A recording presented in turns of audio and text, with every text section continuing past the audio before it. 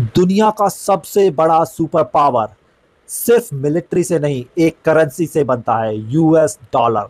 लेकिन क्या आपको पता है कि एक इस नोट ने अमेरिका को कितनी पावर और कितने फायदे दिए? और अब वो मोनोपोली टूट रही है। चलिए जानते हैं डॉलर राज की शुरुआत कैसे हुई।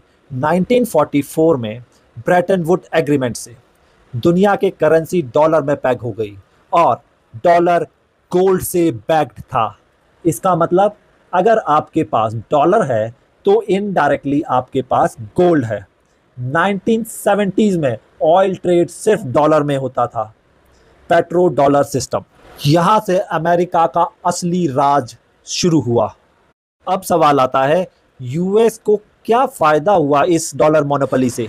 डॉलर राज ने यूएस को तीन सबसे बड़े फायदे दिए। पहला, फ्री क्रेडिट। दुनिया को ट्रेड के लिए डॉलर चाहिए था, इसलिए यूएस आसानी से डेट इशू करके पैसा उठाता था। दूसरा, चीप इंपोर्ट।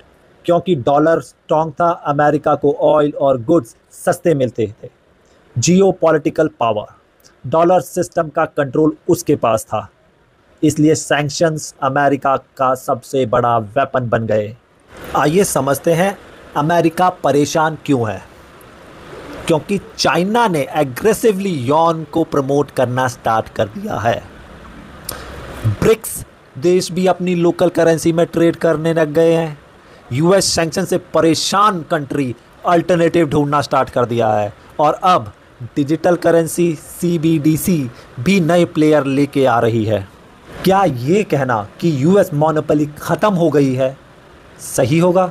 नहीं, अभी भी 60% ग्लोबल रिजर्व डॉलर में है, मतलब किंग अभी भी वही है। लेकिन मोनोपोली ख़त्म हो रही है। फ्यूचर में एक मल्टीपोलर करेंसी वर्ल्ड होगा। डॉलर स्ट्रांग रहेगा, बट यॉन, यूरो और इवन रुपी भी स्टेज शेयर करेंगे।